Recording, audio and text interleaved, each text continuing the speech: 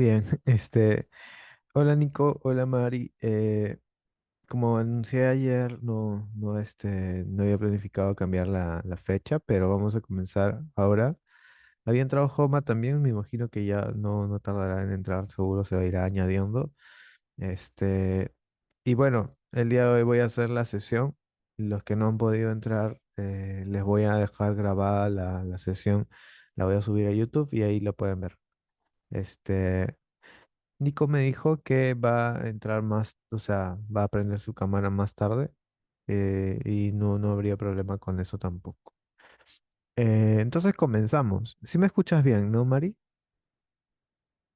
Perfecto, perfecto, perfecto.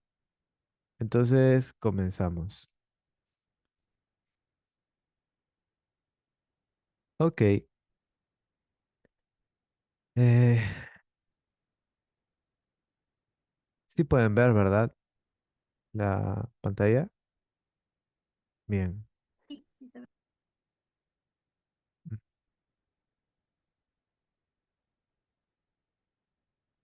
El día de hoy vamos a hablar sobre lo que en terapia de esquema se conoce como experiencias vitales precoces desadaptativas. Sí, tiene un nombre bastante largo. En general son experiencias traumáticas. Ya, ese es el nombre más corto, lo que le podría así llamar Judith Herman en su libro Trauma y Recuperación, a lo que Jeffrey Young le llama experiencias vitales precoces desadaptativas. ¿Por qué? Jeffrey Young le llama así porque son experiencias de vida que ocurren en etapas muy tempranas de la vida, normalmente la infancia, ¿no? Y son desadaptativas. Son desadaptativas, es decir, tienen una influencia negativa en la vida de las personas. Desadaptativas justamente porque van a provocar esquemas y estos esquemas van a ser desadaptativos, ¿sí? Por esa razón, Jeffrey Young le llama experiencias vitales precoces adaptativas. Mientras que, como les dije hace un momento, en otras teorías le van a llamar experiencias traumáticas y Judith Herman va a tener una definición de la que es experiencia traumática, particularmente es una experiencia que la persona no puede procesar o no puede terminar de procesar porque tiene el potencial de desorganizar todo su sistema de defensa y por lo tanto lo que va a hacer es, a partir del impacto que tiene esta experiencia en la vida de la persona, distorsionar su pensamiento o acomodarlo de tal forma que permita apaciguar o asimilar la experiencia. Pero normalmente esas experiencias traumáticas, según Judith Herman, no se asimilan del todo o nunca terminan de procesarse de la manera correcta y pues tienen la potencialidad de generar distorsiones tanto a nivel cognitivo, a nivel emocional o a nivel corporal. De eso ya hablaremos quizás en otro espacio, cuando hablemos sobre trauma, pero hasta ese momento creo que está bien, digamos, se encuentra esa relación entre lo que Jeffrey Young llama experiencias vitales precoces desadaptativas y experiencias traumáticas. Si tuvieran preguntas, igual pueden irlas haciendo, yo no tengo problema en responderles, ¿sí? Vamos con lo que habíamos hablado la sesión anterior. Un niño tiene necesidades, todo niño tiene necesidades. Por ejemplo, la necesidad de tener vínculos seguros, necesidad de tener identidad, que sentirse competente, sentirse autónomo, que se le permite explorar, necesidad de espontaneidad y juego, ¿no? Que se le permita ser un niño libre, feliz, necesidad de libertad y expresión emocional, ¿no? Que uno como padre le pueda permitir expresar emociones, sea cual sea, la ira, el miedo, la tristeza, ¿no? La felicidad, se les pueda permitir expresar eso. Y bueno, la necesidad también de tener límites, reglas y autocontrol, ¿no? Nosotros tenemos que enseñarles a ellos cómo es el autocontrol, colocarles límites, colocarles reglas que le permitan a él o a ella vivir en un espacio seguro. Si un niño no tiene alguna de estas necesidades satisfechas, probablemente pueda estar pasando por experiencias vitales precoces desadaptativas, ¿sí? Si es que algunas de estas necesidades se ven vulneradas, ¿no? Pueden generar una experiencia vital precoz desadaptativa, ¿sí? Entonces hay que tener mucho cuidado cuando nosotros damos cuenta de que no estamos satisfaciendo alguna de estas necesidades del niño, porque si no satisfacemos alguna de estas necesidades del niño, lo que vamos a realizar es que puede generarse una experiencia traumática en el niño. A veces ni siquiera tan traumática, o sea, a llegar al nivel de trauma, pero el simple hecho de no ponerle límites a un niño o no generarle cierto autocontrol, puede generarle también esquemas, tiene ese potencial de generar esquemas, ya lo vamos a ver más adelante, pero siempre todos los niños necesitan satisfacer estas 5 necesidades emocionales, eh, porque de lo contrario lo que se puede generar son esquemas. Entonces, cuando no se satisface alguna de estas necesidades emocionales del niño, lo que puede aparecer son lo que hemos visto anteriormente, experiencias precoces desadaptativas. ¿Sí? Hola, Idalia, me parece que te llamas. ¿Sí? Oh, ¿qué tal? Buenas noches. Bien, continuemos. Habíamos visto un caso la semana anterior y este caso, ¿cuál es? Justamente el de la mujer que va a visitar al terapeuta y le relata, ¿no? Cuando yo tenía 6 años, mi padre me molestó sexualmente y desde entonces hasta los 17 años me utilizó como un objeto sexual en forma regular, varias veces por semana. Y cada vez que él lo hacía, yo estaba atemorizada, paralizada de terror, me sentía sucia, vulgar, avergonzada, me sentía una piltrafa. ¿Sí? Acá que estamos viendo que la mujer que relata este caso ha pasado por una experiencia vital precoz desadaptativa. Ya, esto es una experiencia vital precoz desadaptativa. ¿Sí? Este tipo de experiencias, ¿qué es lo que va a hacer? Atentar contra las necesidades que todo niño necesita, ¿no? Las necesidades emocionales que todo niño necesita que se puedan suplir, que son necesidades de vínculos seguros, de libertad y expresión, límites y reglas, sentido de identidad, espontaneidad y juego. En un caso, por ejemplo, de abuso sexual como el que estamos observando, es tan potente el impacto eh, que lo que se ven atentados son las 5 necesidades básicas del niño, ¿no? Estamos viendo que, por ejemplo, lo que se está atentando es su necesidad de vínculos seguros. ¿Por qué? Porque su padre, que debería ser la persona en la que más confía, está vulnerando su derecho, ¿no? A sentirse segura. ¿Qué más? La libertad y expresión. ¿Por qué? Porque normalmente en casos de abuso sexual intrafamiliar, normalmente esto se calla, hay muchas reglas que se imponen a la víctima para que no hable y comúnmente pues observamos que esta mujer recién está relatándole al terapeuta a más de 17 años, ¿no? Ya tendría en ese momento 30 años me parece, ¿no? ¿Qué más? El padre le está enseñando a la niña que no hay límites, no hay reglas, no hay autocontrol para él mismo, ¿no? Entonces, si él mismo no puede ponerse límites, ni reglas, ni autocontrol, mucho menos le va a poner límites, reglas y autocontrol a su propia hija, ¿no? También su sentido de identidad se ve vulnerado. ¿Por qué? Porque miren cómo llega a distorsionarse su identidad. Ella dice, me veo como un objeto sexual, ¿no? Me siento vulgar, ¿no? Me veo como una piltrafa, ¿verdad? Eso llega a pensar de sí misma y obviamente su sentido de identidad está vulnerado. Y por último, en casos de abuso sexual, ¿no? Es bien difícil de creer que la espontaneidad y el juego sea una de las cosas que puedan satisfacerse porque la relación abusiva, ¿no? Lo que más bien hace es centrar en la niña una forma de vida muy rígida, ¿no? Entonces, en este caso, para el caso que estamos observando, esta experiencia vital precoz y desadaptativa, que es el abuso del padre con la niña, va a atentar contra las necesidades emocionales de esa niña, ¿sí? Esto es importante que nosotros cuando tengamos un caso con un paciente observemos, porque tenemos que saber cuál fue la experiencia vital desadaptativa que podría generar un esquema y saber qué necesidades no están siendo atendidas.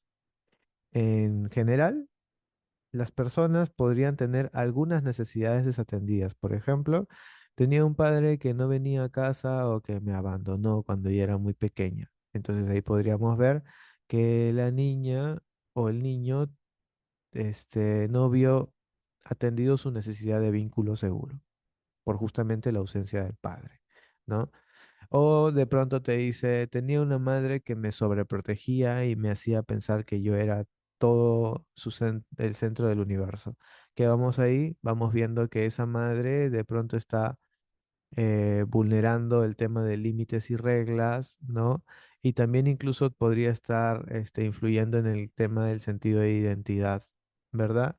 Estaba hablando de una madre sobreprotectora en el sentido de que incentiva una idea de grandiosidad en su hijo, ¿no? Como que él tiene derecho incluso por sobre las demás personas. Ahí estamos hablando, digamos, como en una madre que podría estar generando en su hijo un esquema de grandiosidad que quizás más adelante no le haga desarrollarse bien socialmente. Ya lo vamos a ver también cuando hablemos del trastorno narcisista, ¿no?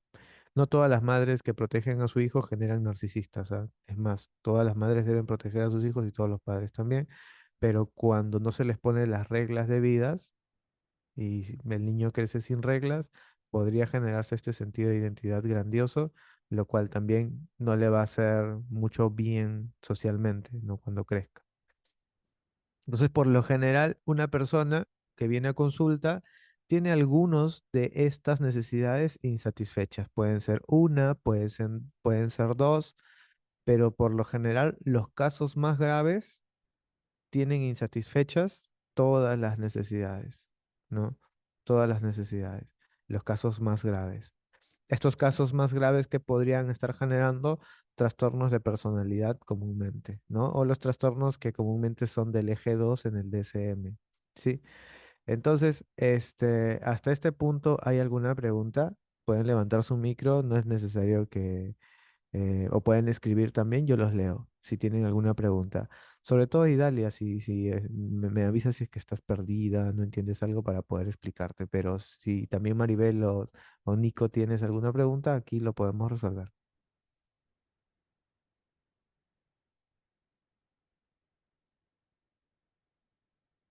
Bien, me parece que no hay preguntas. Ahora no. Ah, sí, dime. ¿Alguien me quiere decir algo? Ay, ay, ay, disculpa. No te decía que por ahora no. Ujú. Ay, ay, ay, muchas gracias. Está bien. Se nos suma Berta el día de hoy. Hola Berta, ¿qué tal? Buenas noches. Sí, Buenas buenas noches. noches a todos. ¿Qué tal? Buenas noches, Berta. Bien, este, continuemos.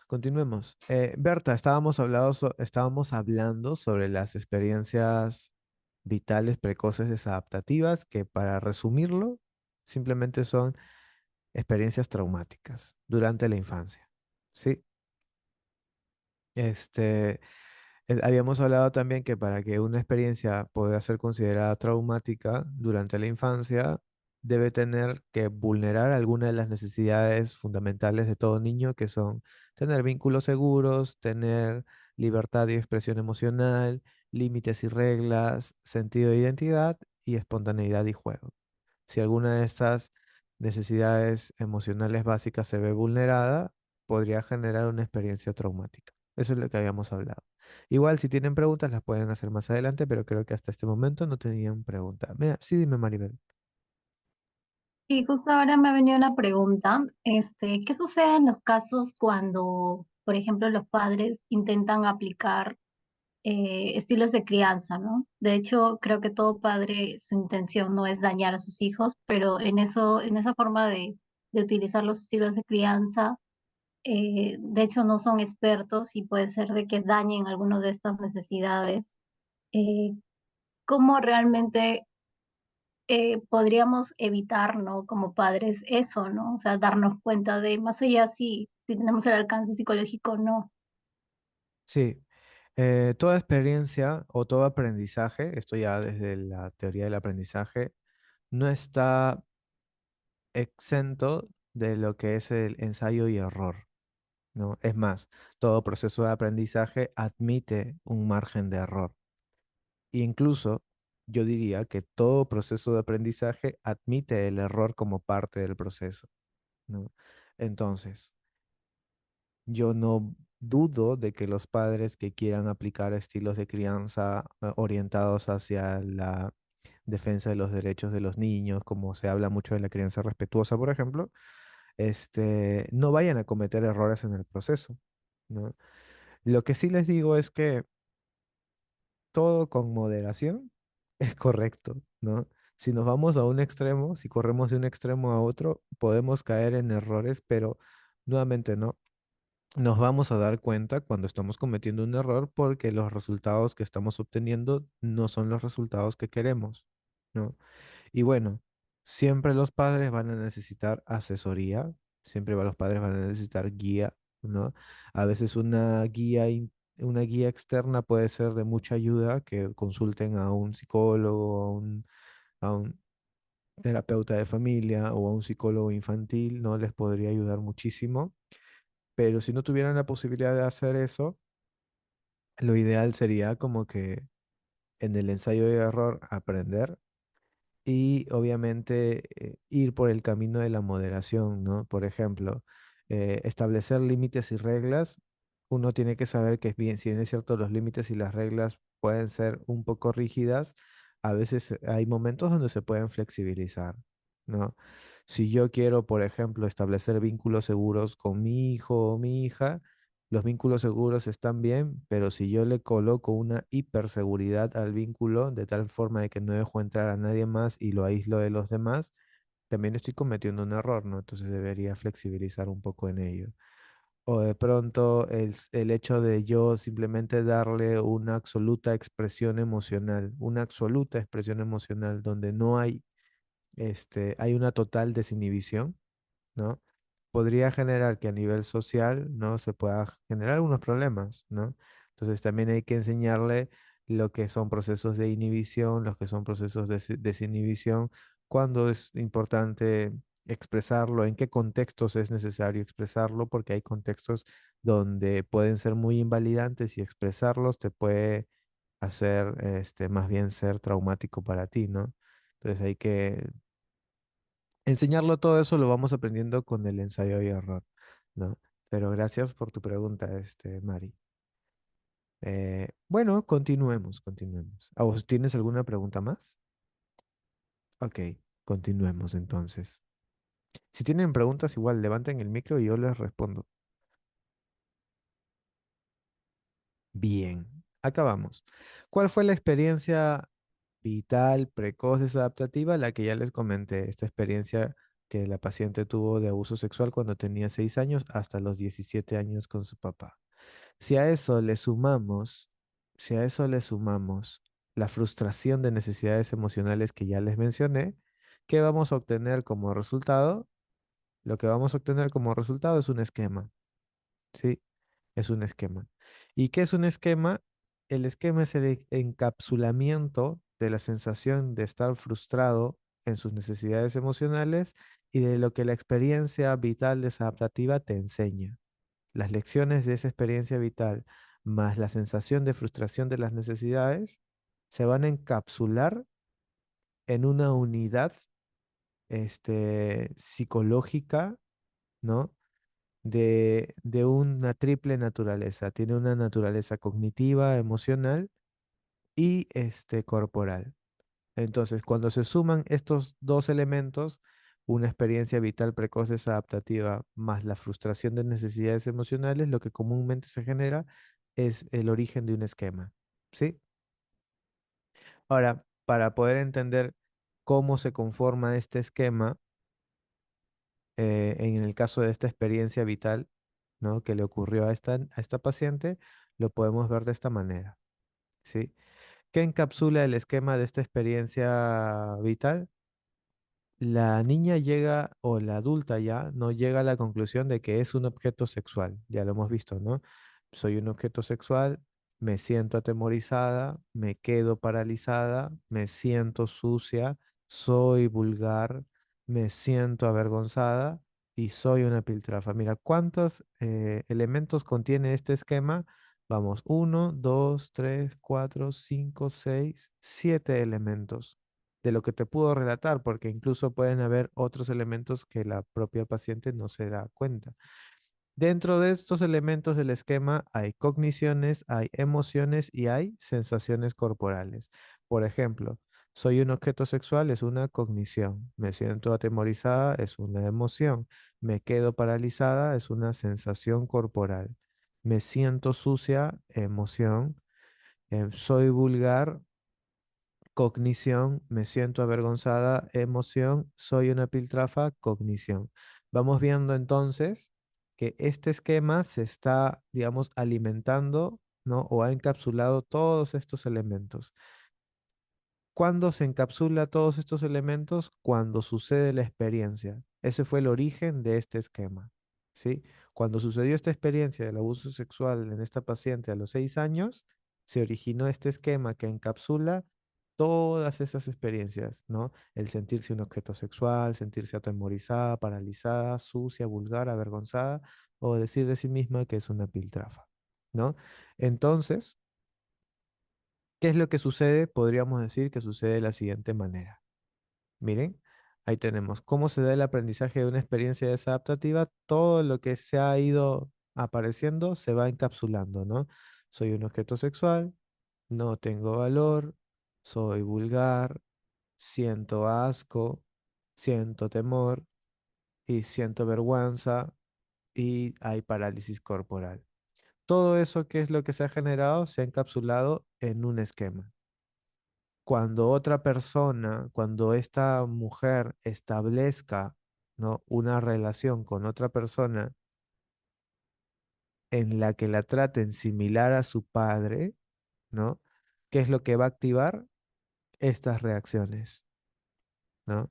Y ella lo va a poder ser consciente o lo va a poder controlar o lo va a poder detener. Normalmente no, porque cuando un esquema se activa, esta, esta reacción del esquema, esta activación del esquema sucede de manera automática cuando un elemento similar a la experiencia que lo originó está presente, ¿no? Entonces uno no lo puede detener, uno no puede detener la activación del esquema. Y eso es lo que te va a compartir todos los pacientes, ¿no? Te van a decir, me siento realmente así, como un objeto sexual frente a él, que no tengo valor, que soy vulgar, que siento asco de mí, siento mucho temor, siento vergüenza, me da parálisis corporal. Y te pueden decir, ¿y eso con quién te ocurre? Me ocurre con mi pareja actual y me ha ocurrido con todas mis parejas sexuales anteriores, ¿no? Y cuando vas al origen, ¿dónde ocurrió primero? Con el padre, ¿no? Entonces, ¿qué está pasando? Una repetición de la experiencia vital y lo que nosotros tenemos que en ese caso intervenir es la activación de este esquema, porque es la activación del esquema lo que perpetúa de alguna forma esta vinculación con personas que se parecen o donde la relación es muy parecida a la que tuvo con el padre, ¿no? ¿Hasta allí tienen alguna pregunta? ¿Hasta allí tienen alguna pregunta?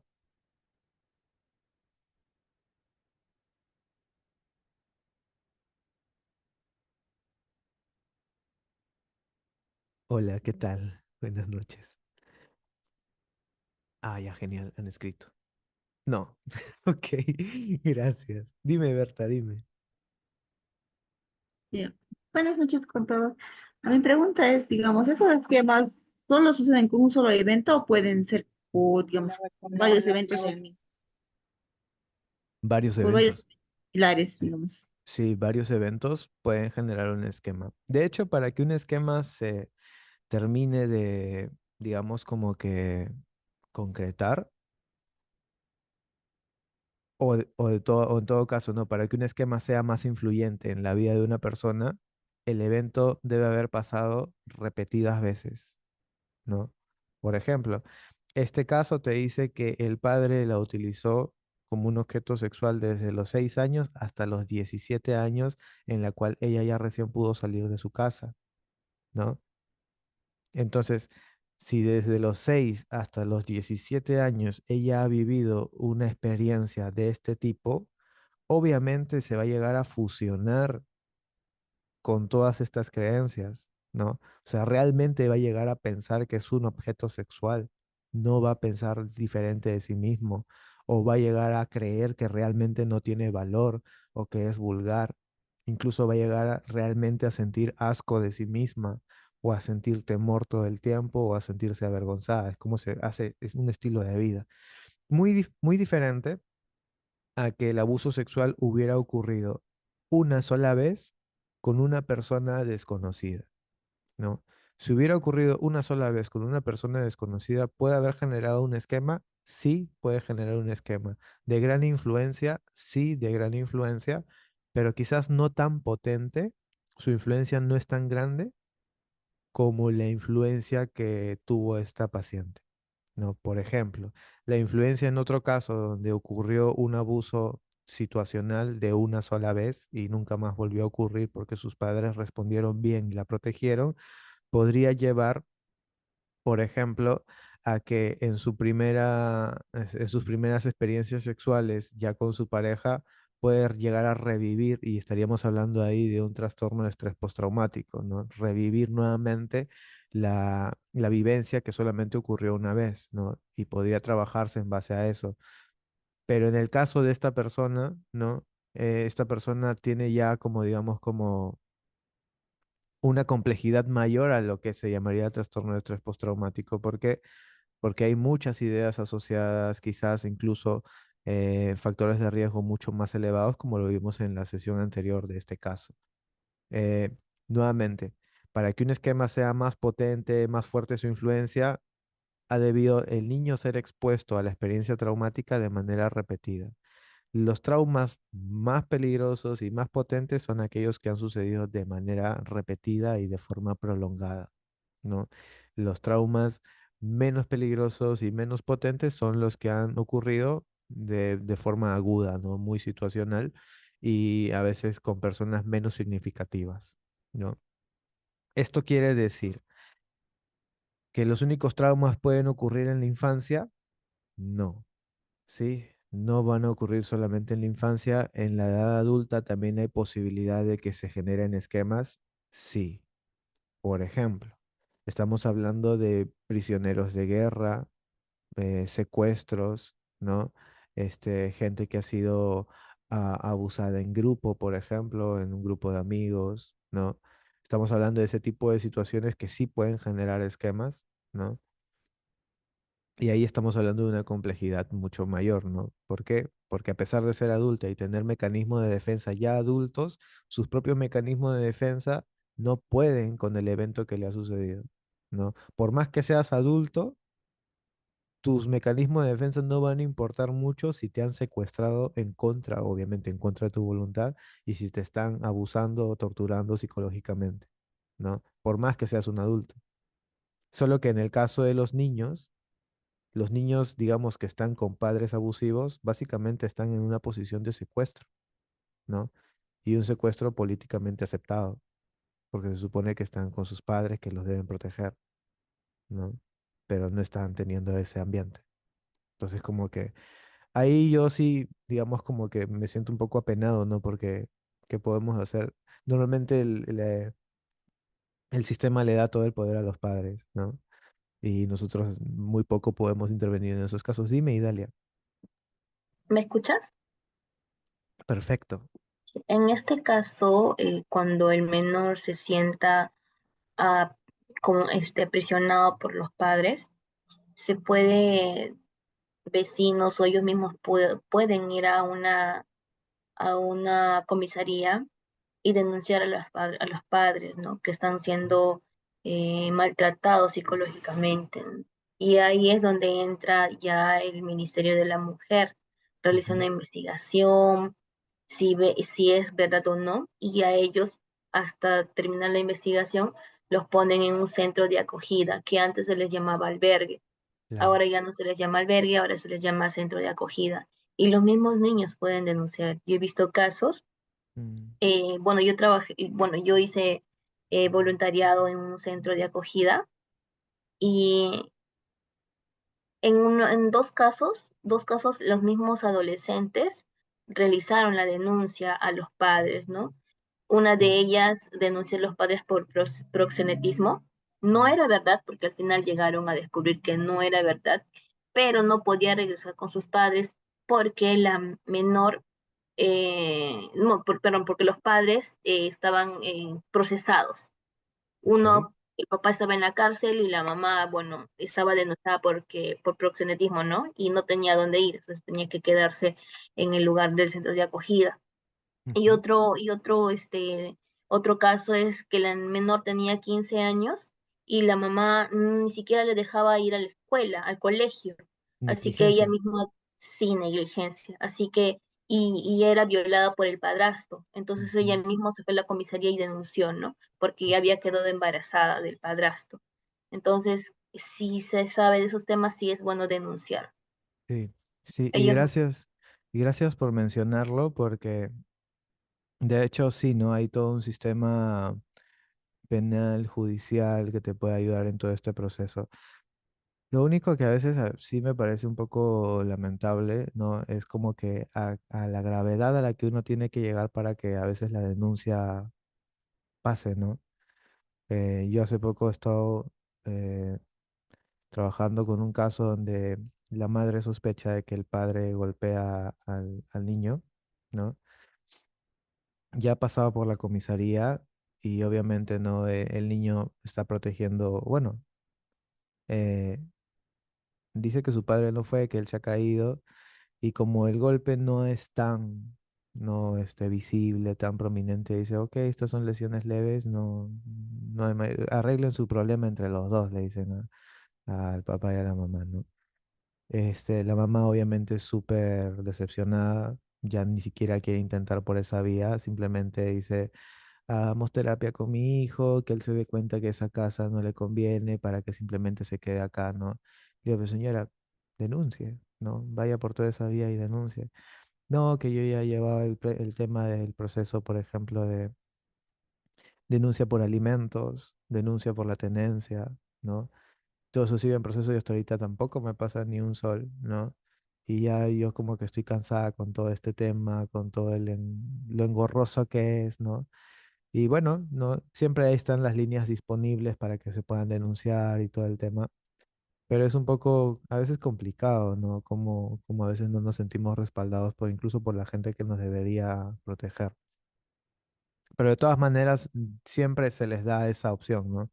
Porque nuevamente, esto es algo que yo ya estaba hablando con otras personas, el hecho de que por más de que no se avance más en la investigación, el solo hecho de hacer pública, ¿no? Una agresión es reivindicante para la víctima, ¿no? Y eso es a veces el mensaje que tienen que hacerse llegar, ¿no? El denunciar es una práctica muy buena en estos casos de violencia. Siempre va a ser una práctica muy buena en estos casos de violencia. Bueno, gracias, Idalia, por tu participación. Continuemos. Dime, Maribel. Y tenía una pregunta con respecto al evento traumático, puede ser de cualquier índole, ¿no? Entendería ya sea, no sé, violencia física o también algún tema de abuso sexual o también psicológico, ¿no? De diferentes características. Eso determina un poco hacia dónde puede estar como vulnerado o activándose un esquema Sí, o es indiferente. sí. La sesión anterior explicaba, por ejemplo, de que los esquemas son más comunes que se originen en la infancia porque el infante tiene como naturaleza o como característica estar indefenso. Es decir, ah, esta parte es súper interesante, pero a la vez a mí me impresiona mucho, ¿no? Los niños van a depender del padre y de la madre absolutamente para todo, ¿no? Es decir, tienen que lograr establecer una relación con ellos para obtener de ellos alimento, obtener de ellos cuidado, obtener de ellos protección. Entonces, hay un desnivel en el poder, ¿no? O en la sensación de poder, ¿no? Entonces, toda violencia, todo caso de violencia surgen en estas relaciones donde hay asimetría de poder. Hay alguien que es más poderoso y hay alguien que es menos poderoso. En este caso, en una relación tan asimétrica como padres e hijos, ¿no? El poder está, digamos, gestionado por los padres. Los padres pueden, digamos, hacer mal uso de este poder como por violencia física, violencia psicológica, violencia sexual o simplemente negligencia, abandono, por ejemplo, ¿no? Todos estos eventos que te menciono son potenciales de generar traumas. Todos estos eventos que te menciono son muy potenciales de generar trauma en cualquier persona, pero principalmente en los niños, ¿no?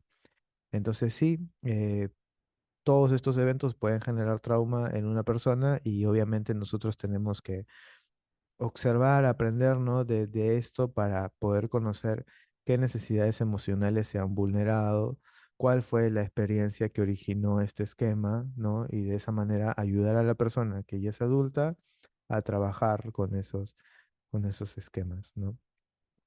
Y con la activación sobre todo. Eh, Hola Shirley, este, continuemos. Miren acá. Pregunta, Dime, Nico, dime. ¿qué pasa cuando, o sea, digamos, si es la postura al revés, no de víctima, sino de agresor? O sea, Ok. supongamos que fuera un adolescente, Ujú. ¿esto cómo podría afectar o repercutir en su vida adulta? Explícame bien con un ejemplo quizás, porque no lo entendí. Supongamos que un adolescente a eso de los 12 años realiza tocamientos a un menor que él por 2 años. Ah, ujú. ¿Cómo puede, o sea, esto le llegaría a afectar de alguna forma Sí, al que sí, infringió, digamos? sí, de hecho que sí. Eh, ¿En qué medida, ujú. digamos, o cómo, por dónde? En el tema de la culpa, por ejemplo, ¿no? Este, hay casos, ¿no? Solamente hablándote de un caso mío particular, ¿no?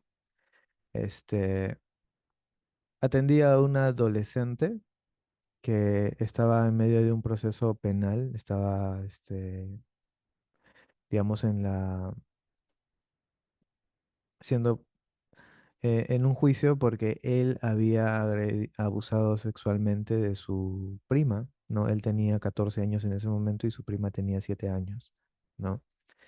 Este, y obviamente la señora, su mamá lo había traído para que pueda pasar por psicología y así de alguna forma hacer ver a los abogados y al juez de que el chico está pasando por psicología, ¿no? Que está llevando terapia psicológica y que quiere reivindicarse de esa manera, ¿no?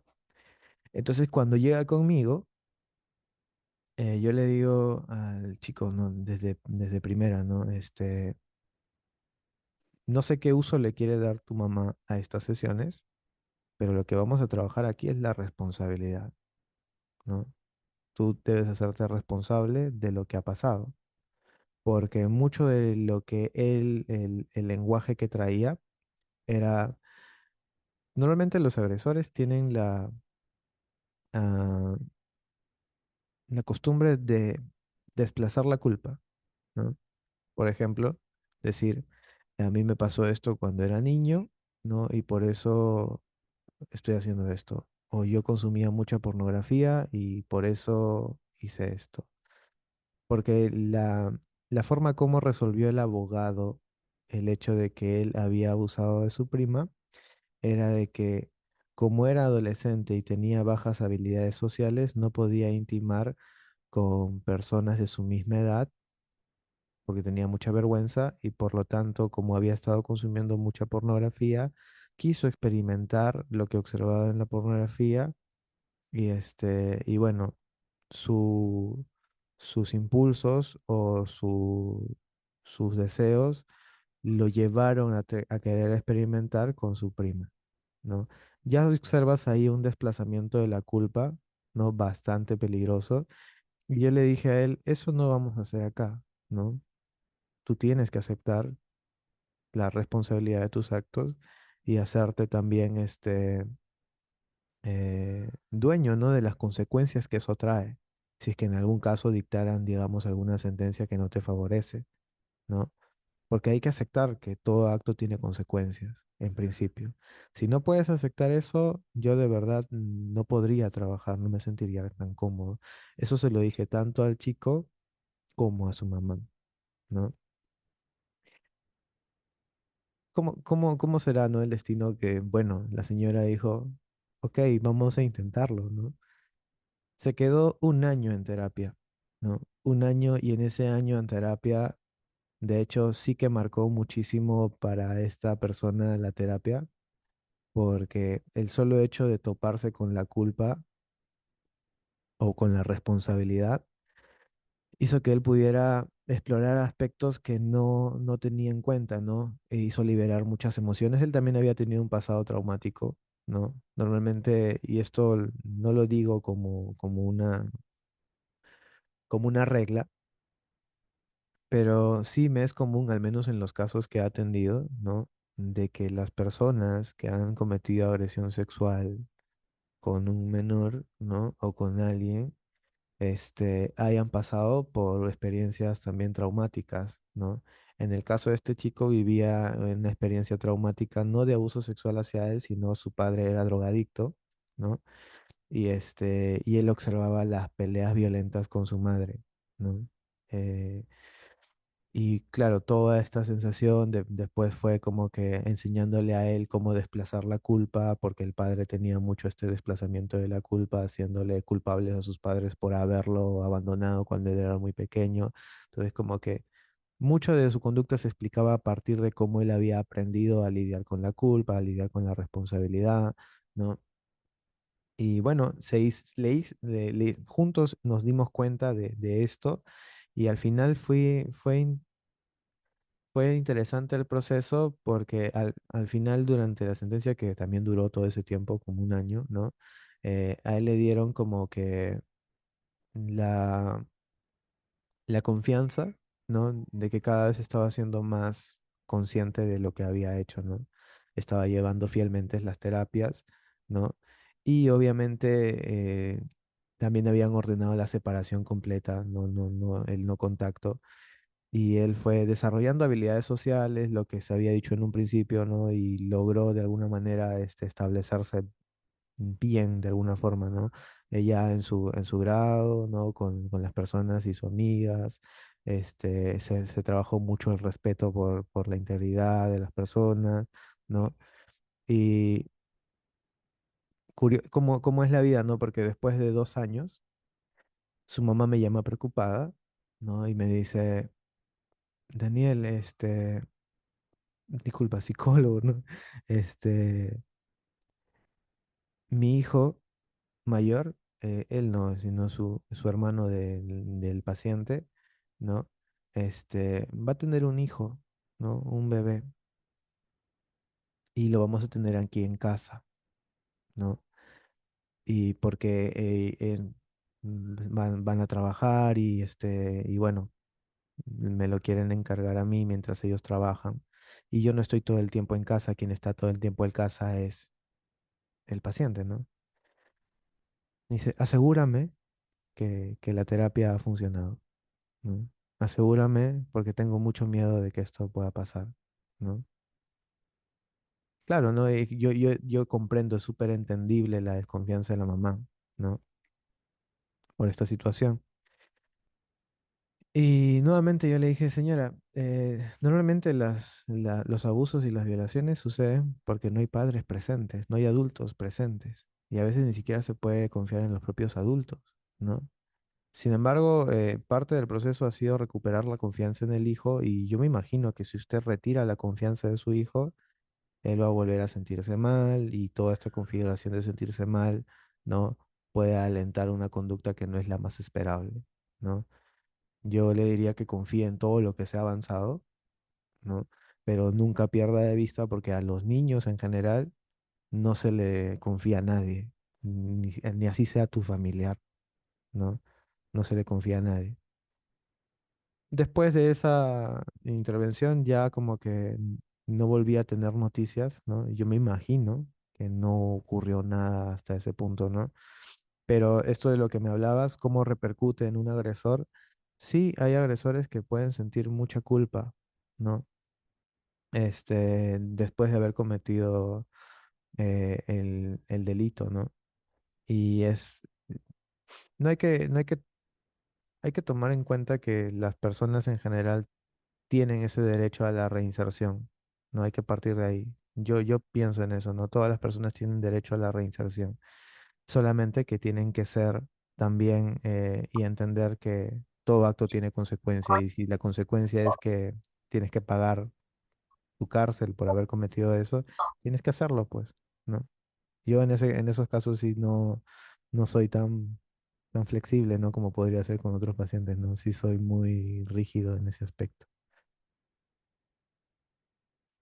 ¿Alguna pregunta? Hola, Flor. Hoy día me rodean puras mujeres. Ah, no, Joma, Este, disculpa, Joma, ¿qué tal? Dime, Nicole. mm, bueno, no, ya creo que no va con el esquema en sí, ya sería para otro tema. Ya, está bien. Ujú. Miren, de todo lo que hablamos del anterior esquema, acá les estoy presentando los 18 esquemas de Jung, ¿sí? Son 18 en total, ¿ya? El esquema de abandono, desconfianza, privación emocional, imperfección, aislamiento, dependencia, vulnerabilidad, apego confuso, hay 18. De eso lo podemos aprender, sí. De hecho, vamos a aprender cada uno de los esquemas, pero también les voy a pasar el manual para que ahí lo vean, y ahí lo puedan estudiar, sí, para la próxima sesión. Ahora, de todos estos esquemas, ¿cuál ustedes creen que es el esquema más potente en la paciente que estamos observando? ¿No? Voy a volver a la diapositiva anterior para que vean el caso, ¿no? ¿Qué dice de sí misma? Soy un objeto sexual, no tengo valor, soy vulgar, siento asco de mí misma, siento temor todo el tiempo, siento vergüenza y se me paraliza el cuerpo. ¿Cuál creen de estos 18 esquemas que es justamente el esquema más predominante en la paciente?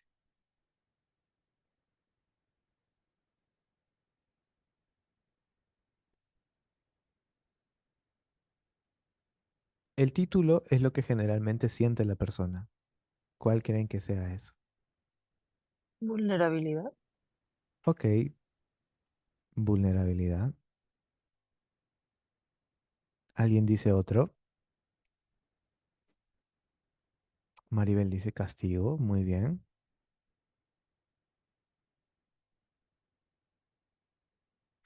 ¿Se puede decir varios? Sí, también puedes decir varios. Puede ser vulnerabilidad, fracaso, abandono. Ujú. Fracaso y abandono. Ok. ¿Alguien dice algo diferente? Aislamiento, nos dice Berta. Muy bien.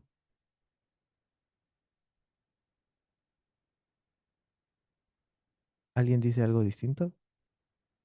Y la Nico. inhibición, no sé de qué va, pero suena a inhibición. Ya. Las personas inhibidas son las personas que se retrotraen, como que no salen, ¿no? Tienen mucho temor a mostrar su emoción, mostrar su personalidad, ¿no? Ya, yo les digo cuál es para mí, ¿sí? Privación emocional, nos dice Flor. Bien. Para mí el esquema que reúne quizás más potentemente lo que he observado en la paciente es este esquema de aquí, ¿sí? El esquema de imperfección, ¿no? Volvemos un poquito atrás. ¿Qué dice de sí misma? No tengo valor, soy un objeto sexual, soy vulgar, siento vergüenza, siento asco, ¿no? Claramente te hace dar cuenta de que esta persona se siente imperfecta, ¿no? Como algo dañado, ¿verdad? Lo cual no quiere decir que los otros esquemas que ustedes han mencionado no estén presentes, porque obviamente al tratarse así está presente el esquema de castigo, por ejemplo. Al tratarse así, también está presente, se nota que si siente temor todo el tiempo, hay vulnerabilidad, ¿no? Incluso, como dijo alguien por allí, ¿no? El hecho de la privación emocional también puede ser un componente, o el tema del aislamiento también puede ser un componente, ¿no? O el abandono por parte del papá, ¿no? O el fracaso, que también, si es que uno sigue ahondando en el caso, porque he presentado solamente una partecita, el caso completo, vamos a ver cómo ella fracasa en sus intentos por querer hallar un poco de valía en sí misma, ¿no? El que yo veo más resaltante, el más influyente y más predominante es el de imperfección, ¿no? Se siente completamente imperfecta, ¿no? Y es allí donde deberíamos trabajar con este esquema. Comúnmente, en otro tipo de terapias, comenzamos de manera gradual, con lo más fácil hacia lo más difícil, ¿verdad? Pero en la terapia de esquemas es al revés. Vamos con el esquema que produce más problemas, con el esquema más difícil, más duro, con ese vamos a trabajar. ¿Por qué? Porque la teoría dice, si nosotros trabajamos con el esquema más complejo, desarticulamos los esquemas secundarios. ¿Sí? A eso que hablamos, esquemas primarios van a desarticular a los esquemas secundarios. ¿Sí?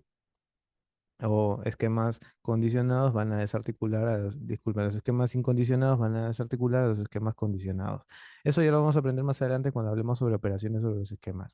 Pero hasta este punto, el que yo noto que es más, que, que genera más problema en la vida de esta paciente es el esquema de imperfección. Ahora, ¿eso querrá decir que yo tengo la razón? ¿Qué dicen ustedes?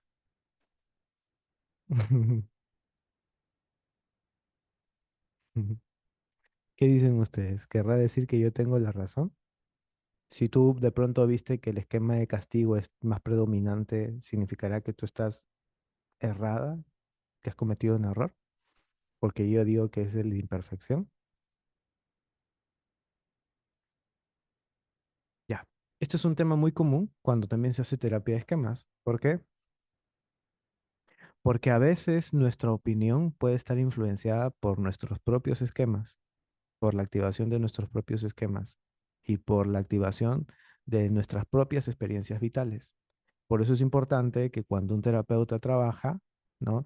El terapeuta debe haber revisado primero que sus esquemas estén bien desactivados o al menos bien controlados al trabajar con otro paciente, para que sus esquemas no contaminen. Pero eso querrá decir que estarás equivocado por haber elegido castigo. No, intenta comenzando con el castigo, ¿no? Intenta trabajando por ahí si tú elegiste castigo, intenta por ahí. ¿Por qué? Porque puede ser que también desactivando esto desactives a los demás, ¿no? En todo caso, cuando haces el análisis del paciente, cuando haces el análisis de su caso, o como se llama, conceptualización de caso, tú vas a ver cuál es el esquema más disfuncional. Ahorita estamos viendo lo de pasada porque simplemente tenemos una cortita definición de lo que es el problema, ¿no? Es un párrafo así. Pero una persona en sesión, cuando tú estás con esa persona en sesión y te has tomado tu media hora o tus 40 minutos de exploración, no vas a tener un párrafo de historia, vas a tener por lo menos hojas para conceptualizar tu caso, ¿no? Y ahí ver realmente cuál es el esquema que está causando o generando más problema en la vida de ese paciente, ¿no? Entonces, de esa manera conceptualizas un caso, ¿sí? Normalmente los esquemas más disfuncionales son los que generan más problemas en la vida de la persona, ¿no?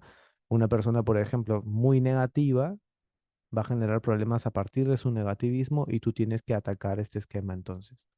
Una persona que se coloca metas inalcanzables, ¿no? Va a tener problemas por justamente esto, por colocarse muchas metas inalcanzables. Y comúnmente las personas con metas inalcanzables han tenido privación emocional. ¿Por qué? Porque sus padres quizás no le prestaban atención o la emoción que ese niño necesitaba, por eso se colocaba metas inalcanzables para llamar su atención, ¿no? ¿Y qué es lo que pasa ahí? Tú tienes que elegir cuál debo atacar. ¿Las metas inalcanzables, que es la que le está generando más problemas, o la privación emocional que generó estas metas inalcanzables en él? ¿No? Curioso, ¿no? Porque ahí tienes que elegir cuál, ¿no? Yo sabes cuál elegiría. La privación emocional, ¿no? ¿Por qué?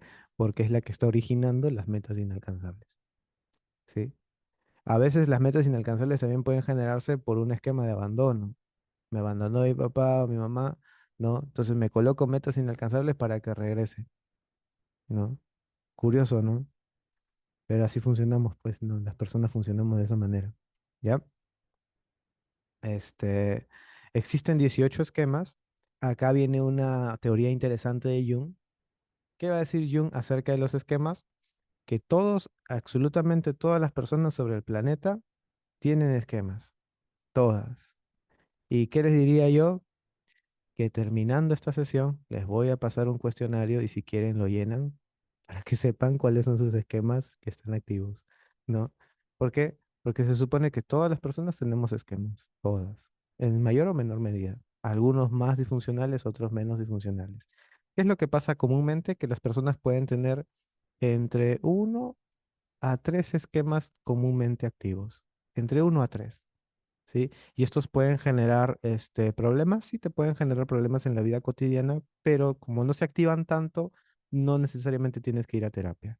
Los esquemas que te llevan a terapia son cuando están muy activos y muy presentes y extendidos a todo tu día, como que te arruinan pareja, familia, trabajo, ¿no? Te arruinan todo. Entonces ahí sí vas a terapia, ¿no? Y dices, uy, ya se extendió el problema. Pero generalmente, ¿cuántos esquemas tienen? Entre uno a tres las personas comunes, ¿no? En general. No me gusta usar la palabra comunes, discúlpenme. Este, eh, ¿Qué pasa con los trastornos de personalidad? Que son los casos complicados y que por eso Jeffrey Jung creó la terapia de esquemas, ¿no? En el caso de los trastornos de personalidad, como por ejemplo el TLP, lo que pasa es que están activos los 18 esquemas, ¿no? Y tú dices ahí, uy, ¿qué pasó? ¿No? Como que, ¿por qué tantos? ¿Qué le debe haber pasado a esa persona para que los 18 esquemas estén activos?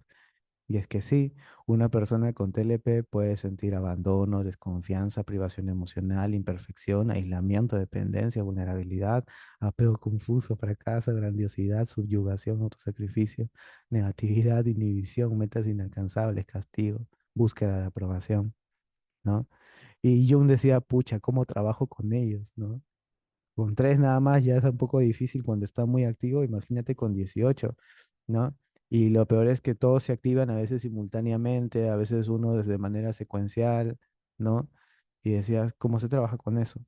Entonces, ¿qué es lo que hizo Jung? Dijo, ok, así, sí soy, este, así no se podía trabajar, ¿no? Y para eso creó el trabajo de modos, ¿no?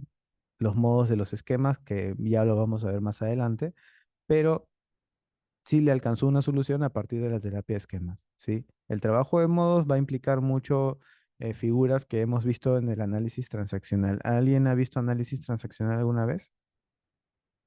Me parece que no, ¿no? El análisis transaccional es una teoría un poco antigüita, ¿ya? Pero muy bonita, a mí me gusta bastante. Lo creó Eric Berne, ¿sí? ¿Qué habla del análisis transaccional? De la figura del padre, adulto y niño, ¿ya? El pan, ¿ya? Bajo la figura del pan, lo que va a utilizar Jung es básicamente el trabajo de modos. El padre crítico, el adulto sano, el niño enfurecido, vulnerable o feliz, ¿no? Estos niños o estos adultos o estos padres van a generar algunos esquemas. Por ejemplo, el niño puede estar con esquema activo de abandono, fracaso, desconfianza, privación emocional. El padre puede estar activo con el castigo, autosacrificio, ¿no? Negatividad. Entonces vamos a ir viendo ahí qué cosas incluyen cada una de estas figuras. Lo vamos a ver, así que no se apuren, vamos con calma, pero interesante la teoría que propuso Jung para darle respuesta a los trastornos límite de personalidad. Y curiosamente, él también dijo algo que me pareció súper interesante, que fue, en el caso de las personas, ¿no? Por ejemplo, con TLP, la otra cara de la moneda, ¿cuál sería? El TLP está asociado mucho a las mujeres. En su gran mayoría, las personas que sufren de TLP son mujeres. ¿Cuál es la otra cara de la moneda?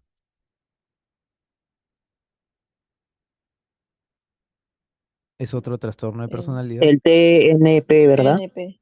Genial, el TNP. ¿Alguien sabe qué significa eso? Trastorno narcisista de la personalidad. Exacto, el trastorno narcisista de personalidad. ¿Y eso, quién es la mayoría de la población que lo conforma? Los Los hombres. hombres. ¿Ya? Jung decía, tanto el TLP como el TNP son dos caras de una misma moneda, porque en ambos casos que descubrió Jung, que tanto el TLP como el TNP tienen activos los 18 esquemas, ¿no? Y es por eso son tan complicados de abordar. Pero ¿qué es lo que pasa? Que estos 18 es como es, ¿no? Los 18 esquemas van a tener efectos distintos porque el trato a las mujeres como a los hombres es distinto socialmente, ¿no? A las mujeres es más tolerable su expresión emocional y curiosamente el TLP es como una exageración de la expresión emocional. En cambio, en el TNP, el hombre es más respetado socialmente, lo cual busca su búsqueda de éxito, ¿no? Y por lo tanto, el TNP es casi una exageración de la búsqueda del éxito en la imagen de la persona con TNP, ¿no? Es curioso, ¿no? Como Jung plantea este caso. No, pero en ambos casos el trabajo de Moss te puede ayudar muchísimo. ¿Cuál es el problema? Que tanto las personas con TLP como TNP comparten un mismo rasgo. ¿Cuál es ese rasgo? No quieren ir a terapia. No quieren ir a terapia, ¿sí? Normalmente son los casos que más fracaso terapéutico tienen, pero si tú logras una buena confianza con ellos, estableces una buena alianza terapéutica, y para eso también Jung va a poner mucho énfasis y de eso de verdad yo agradezco que la terapia de esquemas le ponga mucho énfasis a la relación terapeuta-paciente porque es lo que verdaderamente va a generar cambios. Uno puede decir, ¿las técnicas son las que generan cambios en los pacientes? No, las técnicas por sí mismas no van a hacer nada. ¿Qué es lo que va a generar el cambio en los pacientes? La relación que ha establecido el terapeuta con el paciente, ¿no? Porque ese espacio, esa relación es un espacio terapéutico de aprendizaje, donde el terapeuta va a modelar conductas en su paciente que le permitan vivir una vida mucho más funcional. Si el terapeuta se olvida que él mismo está incluido dentro de la terapia y solamente es un operador de técnicas, se acabó la terapia, ¿no? Mejor que vaya a administrar máquinas, qué sé yo, ¿no? Que ahí sí, la terapia deja de ser terapia cuando el terapeuta solamente se vuelve en un técnico, ¿no?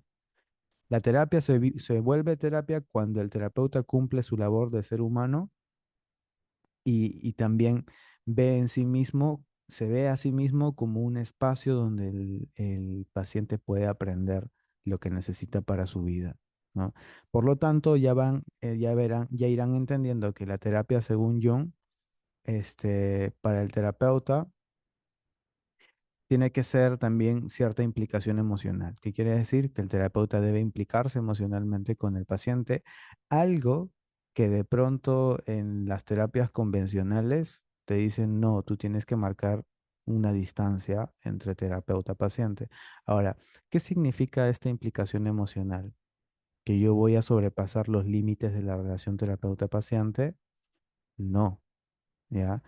Uno tiene que tener muy claro, incluso el terapeuta modela conductas en el paciente en cuanto al establecimiento de límites y reglas, pero la implicación emocional es importante dentro de la relación terapeuta-paciente y eso lo vamos a entender quizás conforme vayamos viendo los casos. ¿Por qué? Porque en el caso de los pacientes de trastorno narcisista de personalidad y trastorno límite de personalidad, los esquemas que están más potentemente anclados son los esquemas de abandono-rechazo, ¿no? ¿Qué quiere decir? Que ha habido padre ausente, madre ausente, ¿no? Y por lo tanto, ¿qué es lo que están buscando ellos? Alguien presente, ¿no? Por tanto, ustedes van a observar que en las terapias con pacientes TLP, los terapeutas le dan un espacio a la paciente para que los llame, por ejemplo, en cualquier día de la semana, si es que las técnicas que le ha dado no le sirven y está en una urgencia, ¿no? Normalmente estos pacientes tienen riesgo suicida. Por lo tanto, les dicen, ok, puedes llamarme tal día si es que no te sirven las terapias, pero disculpa, si no te sirven las técnicas, pero previamente hemos establecido un contrato donde tienes, debes seguir estos pasos. Si no sigues estos pasos, yo no podré atender tu llamada, ¿no? Pero sí quiero que sepas que me preocupo por ti, por esa razón estoy haciendo todo esto, ¿no? Para que tú estés bien, hacemos un compromiso de que, por ejemplo, ¿no? En la terapia DBT es muy común hacerle firmar un compromiso a la paciente con TLP de que no se va a suicidar en 6 meses, ¿no? Que es el compromiso del tiempo que le debe dar a la terapia para que eso no pase. Y me parece súper curioso, ¿no? Porque es como, ya vas estableciendo límites, reglas, promesas, esperanzas, ¿no? De que la terapia va a funcionar y que todo, si se sigue todos los pasos, se va a poder llegar a un buen puerto. Pero claro, el tiempo no es corto tampoco, no es un tiempo largo. Entonces, sí hay implicación emocional, sí. Diría yo que las terapias más efectivas es donde el terapeuta se implica emocionalmente. ¿Esto qué quiere decir? Que el terapeuta mismo va a tener que separar una parte de su tiempo para atender también sus esquemas. Es decir, el propio terapeuta que se implica emocionalmente tiene que ir a terapia, ¿no? ¿Y esto es algo malo? No. Todos los terapeutas tienen que ir a terapia. Por favor, se los digo desde ahora. Todos ustedes deben pasar por terapia si quieren atender a otras personas, porque desde todas las corrientes, si tus esquemas se activan en medio de la terapia, vas a contaminar la terapia. Desde la teoría del apego, si es que tú no eres una base segura para el paciente, vas a contaminar la terapia, ¿no? Si es que tus propias cogniciones contaminan, ¿no? Tus prejuicios contaminan la terapia, ya estás, digamos, como que has perdido ya gran parte del porcentaje de efectividad de tu terapia. Entonces, siempre tienes que ir a hacerte ver, ¿no? Es importante que nosotros nos hagamos ver eh, cada vez que estemos trabajando con pacientes, ¿sí? Bien, hasta aquí, ¿alguna pregunta? ¿Tienen alguna pregunta? No. Si la tuvieran, pueden alzar su micro, yo respondo. Ya esa es la dinámica, ¿sí? Bien. Vamos a ir cerrando. ¿Cómo se combate un esquema? ¿No? ¿Cuál sería la solución desde la terapia de esquemas para combatir esquemas? Hay muchos pasos, eso sí les voy agregando. Hay bastantes pasos que nosotros podemos trabajar, pero el concepto fundamental es este de aquí, ¿ya? La egodistonía. ¿Qué quiere decir la egodistonía? Que el paciente se desidentifique de sus propios esquemas. ¿Qué quiere decir? Un paciente identificado con el esquema de abandono va a vivir la vida sintiéndose abandonado. ¿Y cómo es que vive la vida una persona que se siente abandonada? ¿Cómo se va a comportar con los demás una persona que se siente abandonada? Seguro se va a aferrar a que no lo dejen, ¿verdad? O seguro para evitar que lo dejen no se relaciona con nadie, ¿verdad? O seguro se rinde ante el esquema y piensa que sí, es una persona abandonable, ¿no? Y por lo tanto, si lo abandonan, dicen, bueno, así soy, pues, ¿no? Nunca voy a tener a alguien que me valore porque yo de verdad soy una persona que no merece el amor de nadie. En cualquiera de los tres casos, ¿es difícil vivir identificado con ese esquema de abandono? Claro que sí. ¿Qué es lo que buscamos con la terapia? La egodistonía. ¿Y qué significa egodistonía? Marcar distancia entre la representación que yo tengo de mí mismo y mi yo real. ¿Cómo sería ese proceso? Más o menos así. Mira, mira, mira cómo se va distanciando ya. Así, ¿no? Eso es lo que hacemos en terapia, ¿no? Hacemos que la persona que tiene esta representación de sí misma, ¿qué es lo que hace? Se desidentifica y comienza a generar una imagen más realista de sí misma, menos influenciada por sus experiencias traumáticas, menos moldeada por los tratos que recibió de sus padres o por los tratos que recibió durante la adolescencia, y de esa manera logra constituir una imagen que es más funcional de sí misma. Por esa razón, el tema de la representación o de la imagen hace que esta terapia, la terapia de esquemas, sea una terapia cognitiva, ¿no? O con enfoque cognitivo, pero no quiere decir que eso lo aleje de otro tipo de terapias, porque la terapia de esquemas también recoge técnicas de la terapia Gestalt y técnicas de la terapia del apego, ¿no? Sin embargo, su enfoque, su base teórica viene de la teoría cognitiva, ¿sí? Bueno, hasta aquí tienen alguna pregunta, ¿no? Ninguna. ¿Todo claro? Perdón, Ya, dime, Nico. yo me perdí en a ver, ¿el yo real es lo que yo me identifico o eso es lo que yo quiero ser? Ajá, ya. Eh, vayamos para mejor atrás, ¿ya? Vayamos atrás para que más o menos se entienda cómo se da este proceso. A ver, un ratito.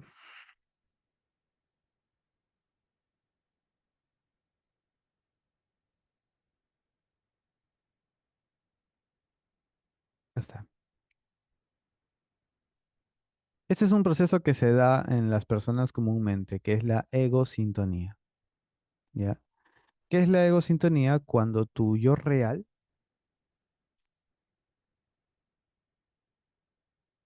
se identifica con la representación que tienes de ti mismo, ¿no? ¿Qué quiere decir, no? Lo que tú eres siempre está proyectado hacia el futuro, ¿no? Con lo que quieres llegar a ser, ¿verdad? Entonces, en la egosintonía, nosotros nos unimos a esa representación que tenemos de nuestro yo en este proceso de fusionarnos, ¿no? ¿Qué hacemos? El proceso de fusión. Ahí está, se fusiona, ¿ya?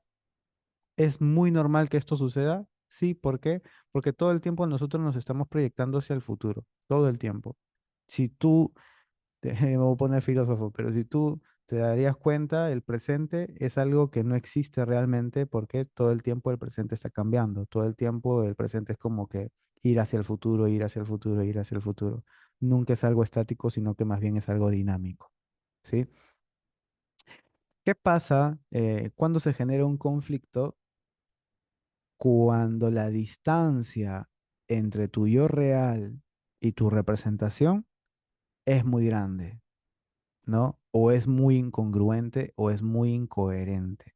Por ejemplo, ¿no? Todo niño hemos dicho que nace con derechos, ¿verdad? Derecho a ser auténtico, derecho a ser feliz, derecho a ser inocente y todo lo demás, ¿verdad? Pero ¿qué pasa si le ocurren experiencias que influyen sobre la representación que tiene de sí mismo?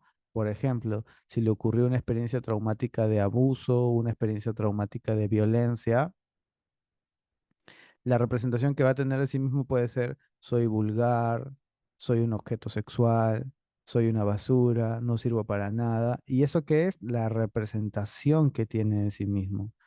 Por lo tanto, ¿qué es lo que va a pasar? Se va a fusionar con esto, porque el proceso de fusión hacia nuestra imagen del futuro se da todo el tiempo estamos fusionándonos con lo que nuestras expectativas de ser, ¿no? ¿Y qué es lo que pasa aquí?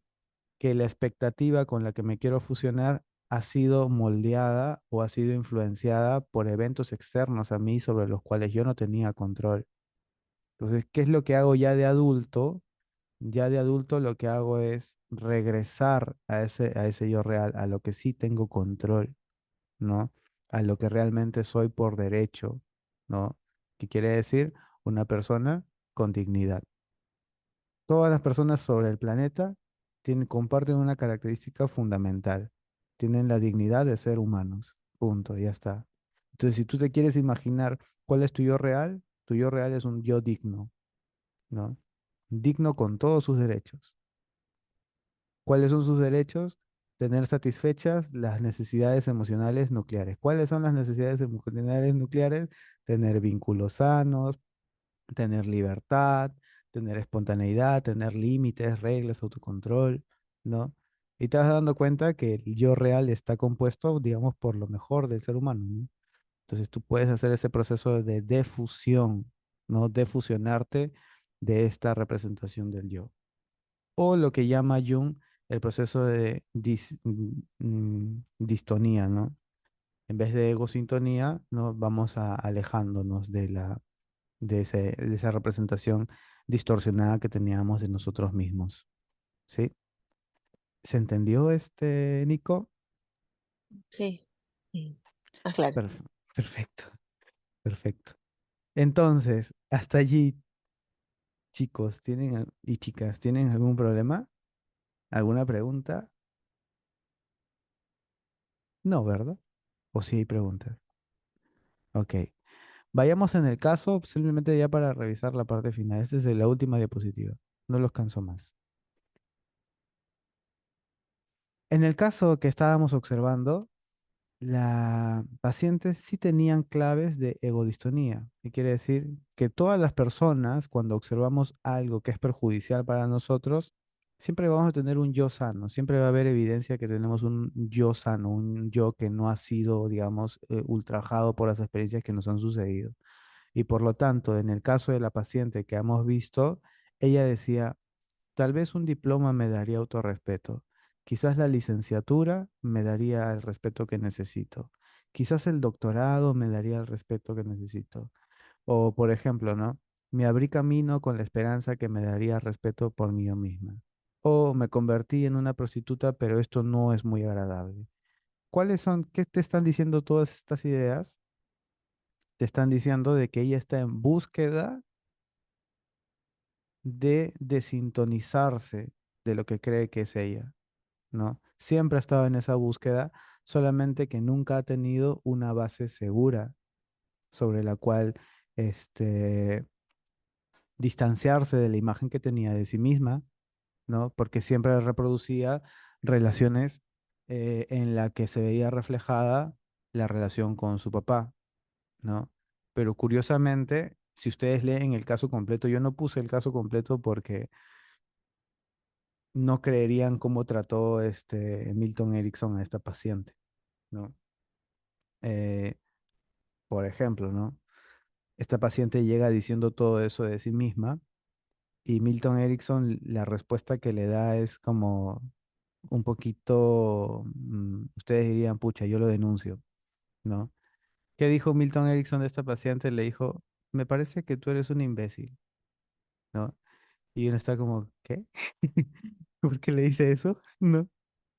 Pero si leen todo el caso completo, van a ver por qué le dijo eso, ¿no? Es curioso, porque en este caso estaba entrando, digamos, que en la misma sintonía de las relaciones que había tenido, pero estaba estableciendo algunos cambios dentro de esa relación, ¿no? Cambios que le van a servir a la paciente para desidentificarse con lo que siempre habría creído que era. Ok. eh, ¿Alguna pregunta hasta aquí?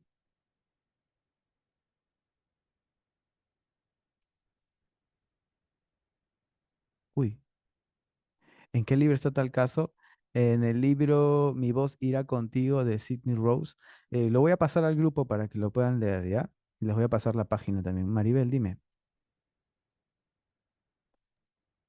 Y tenía una pregunta. En estos casos, cuando hay este evento así traumático, ¿no? Y esto, o sea, solamente es a través de terapia que puedan sanar, a pesar de que ese yo real tenga eh, ciertos momentos donde aparezca.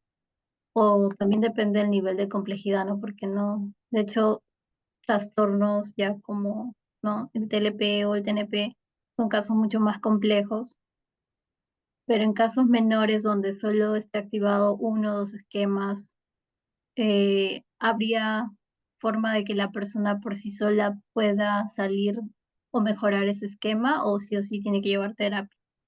Que claro, es lo ideal, ¿no? Pero hay casos en los que no se accede a la salud mental, entonces, ¿cómo harían Ujú. esas personas? Bueno, para eso los psicólogos debemos ponernos fuertes en hacer que la salud mental sea un derecho no universal de acceso gratuito, ¿no? Porque de verdad la terapia está cara, ¿sí?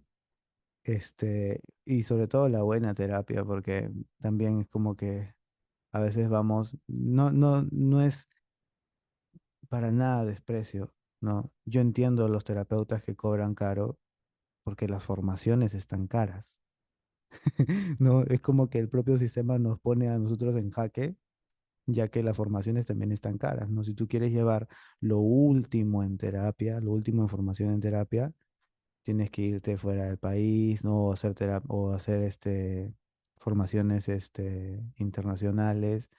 Y bueno, no es tan, digamos, como que tan accesibles para un trabajador de a pie que gana, ponte, ¿no? Un psicólogo que podría estar ganando 2.000, 2.500 soles, 3.500 soles, ¿no? Nada más la formación se va a llevar por lo menos 5 o 10 meses de todo lo que ingrese de su trabajo. Entonces debe tener como que... Es difícil, ¿no? Es difícil. Y claro, y a veces los psicólogos que no tienen formación no tienen muchas herramientas para poder ayudarles, ¿no? Entonces es una tarea difícil en ese sentido. ¿Y qué te diría yo? Pues hay que poner más énfasis en que se nos den esos, en que la psicoterapia sea de acceso universal.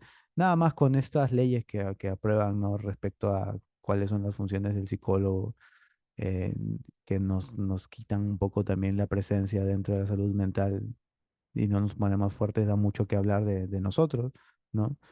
Pero tenemos que hacernos fuertes, abrir más espacios como estos, por ejemplo, ¿no? A mí me gustaría que en esta reunión hubieran 100 personas, pero bueno, lo vamos a ir haciendo mientras más se vayan adhiriendo, mientras más pasen la voz. Yo Perseverancia, perseverancia. Sí, yo estoy encantadísimo de que vengan más y se enteren más y aprendan más, porque este grupo nuevamente no es solamente para hablar de terapia de esquemas. En algún momento eso se va a detener y podemos hablar de distintas cosas, compartir los conocimientos que tenemos, ¿no? Eso es lo bueno.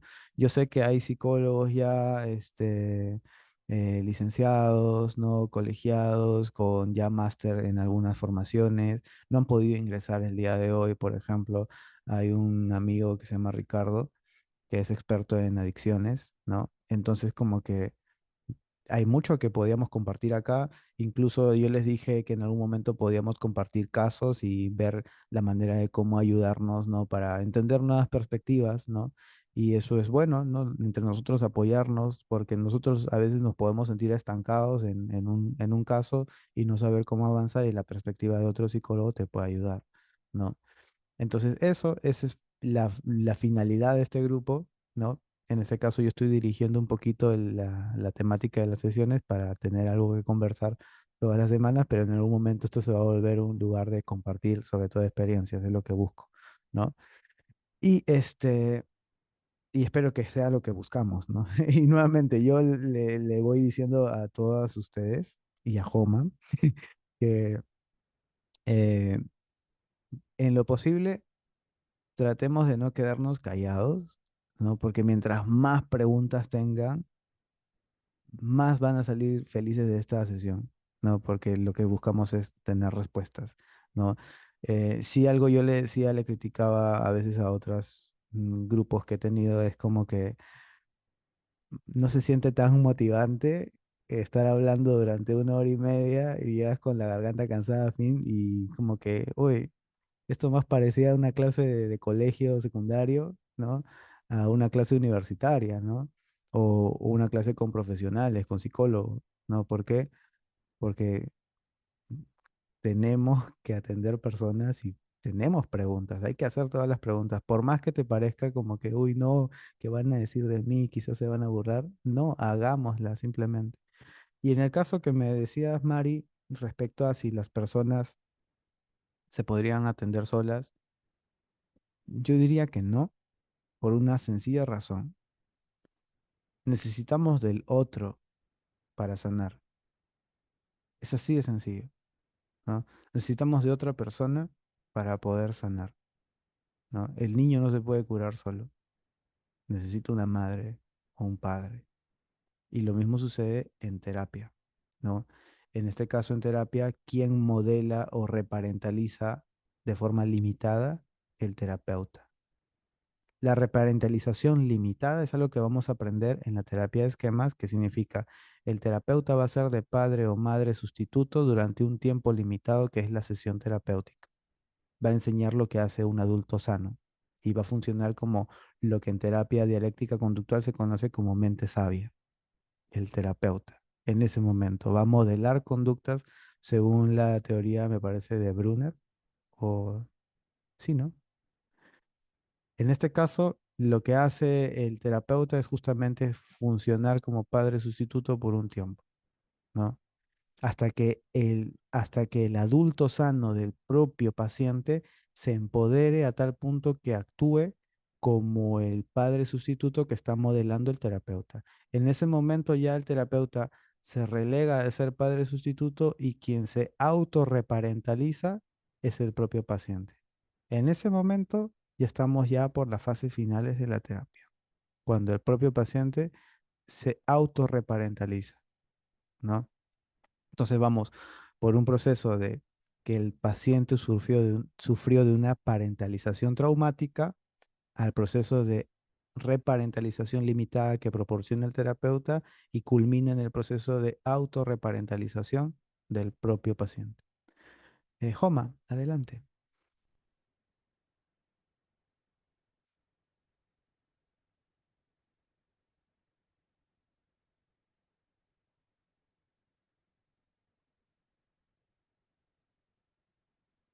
Joma, ¿estás ahí? Sí, disculpa, solo que estaba escuchando y lo que pasa es que para empezar quería pedirte o sea, un poquito de disculpa por el hecho de no estar tan participativo el día de hoy. No te Lo que pasa preocupes, es que no. fue un día difícil, además porque entré tarde también. Entré en temprano y me dijiste que era a las 9, entonces me perdí un ratito y se me fue el tiempo. Estuve un Está poco bien, perdido durante la sesión, ok. pero sí algo que me dejó pensando. Mira, yo hace ya un año, ya se va a cumplir el 24 de junio, yo llevo terapia y me habían diagnosticado TLP, lo cual nunca entendí el por qué, pero Ujú, sí.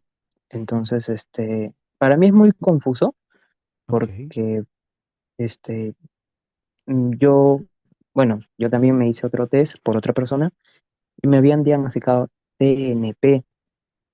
ujú, Entonces, el primer psicólogo que me diagnosticó TLP, era mi psicóloga que ya llevaba pues 6 años, creo ya, porque este, la conocí cuando salí de pandemia.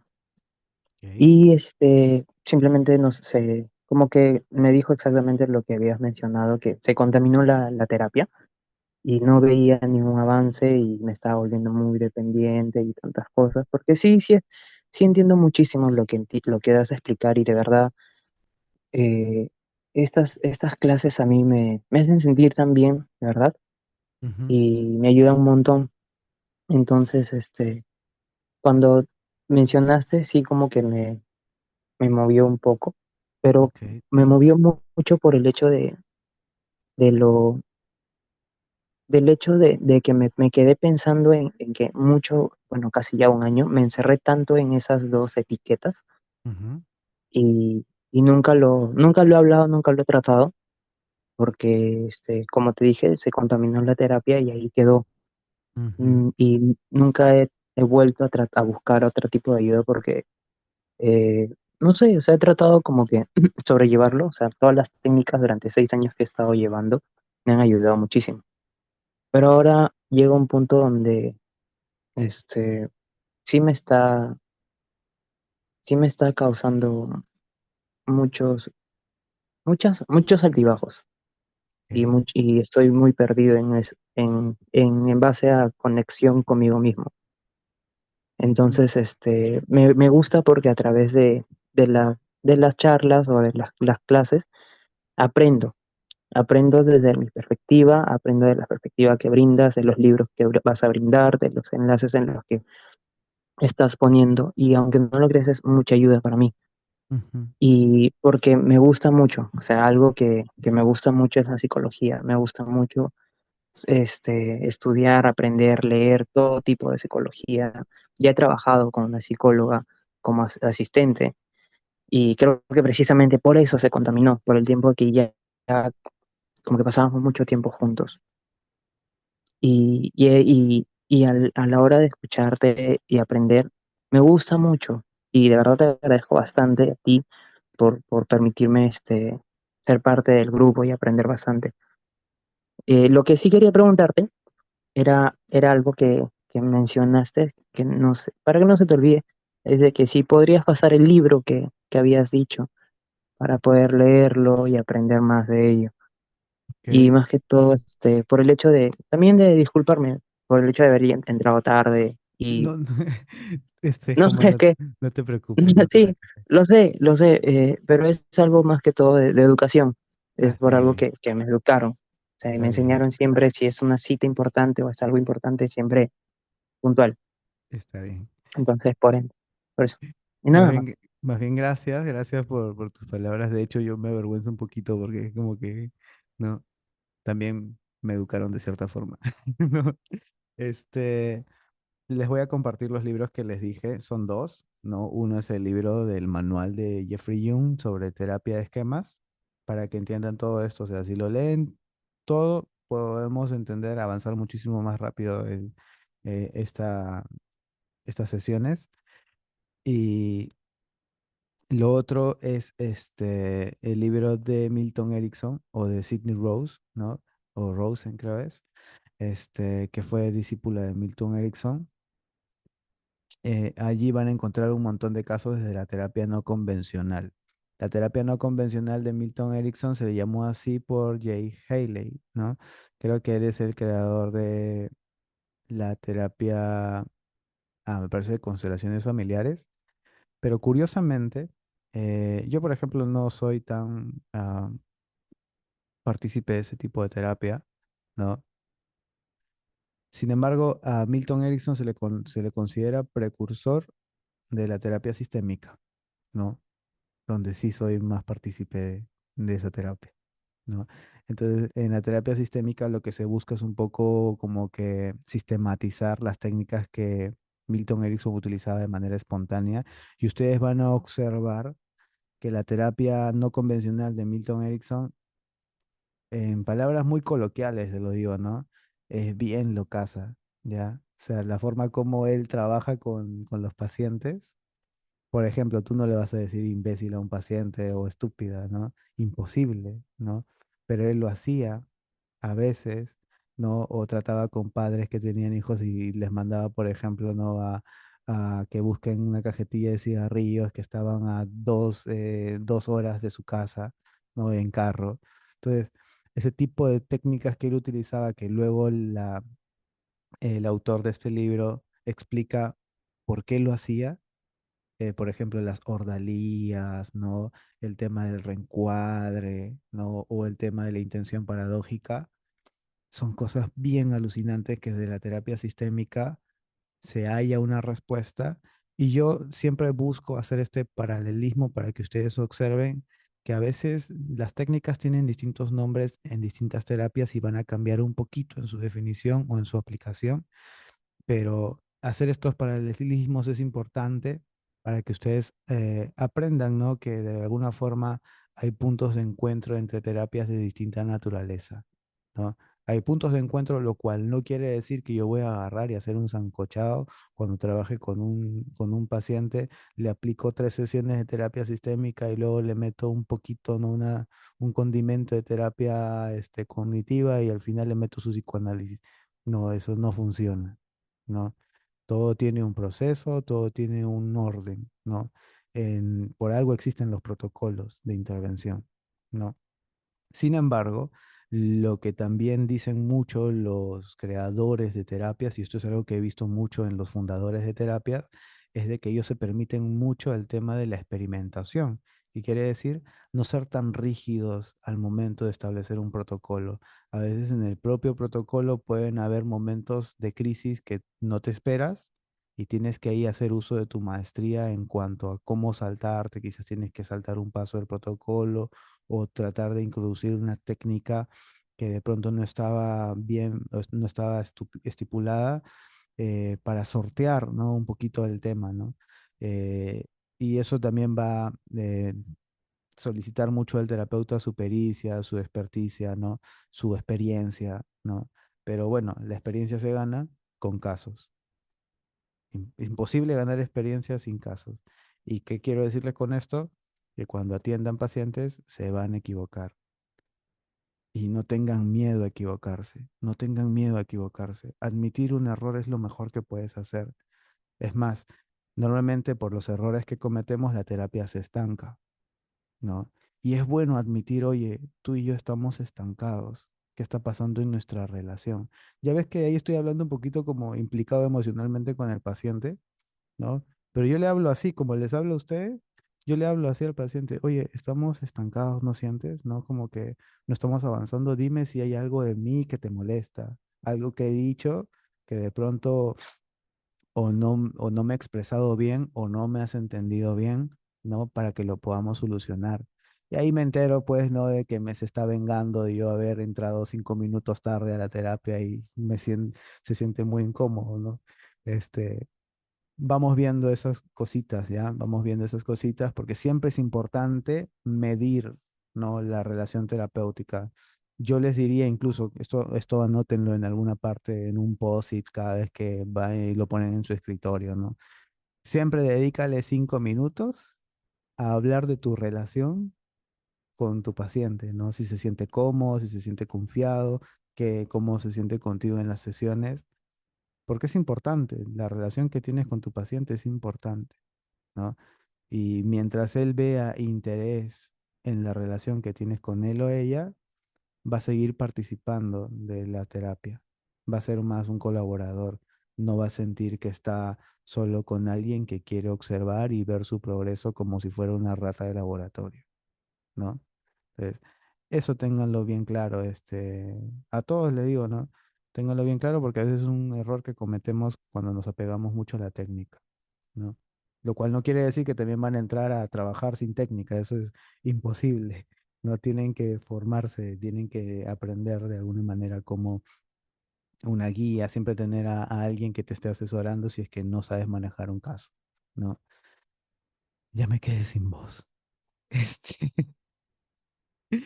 eh, ¿Alguna pregunta más? Si no, ya para ir cerrando. Bueno, ¿alguien quiere decir algo? Ok.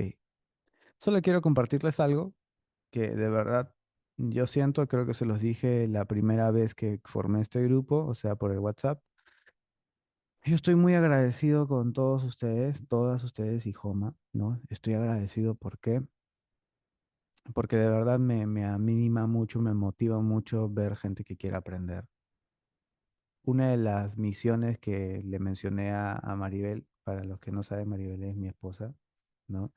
Este, una de las cosas que yo comparto con ella es que ambos somos psicólogos, solamente que ella es psicóloga social, yo soy psicólogo orientado en clínica, ¿no? Entonces, una de las cosas que yo le dije es, para mí una de las misiones que tengo en psicología clínica es que, uno, el terapeuta se sienta capaz al momento de trabajar con un paciente y el paciente no viva la experiencia de trabajar con un terapeuta que no se siente capaz, ¿no?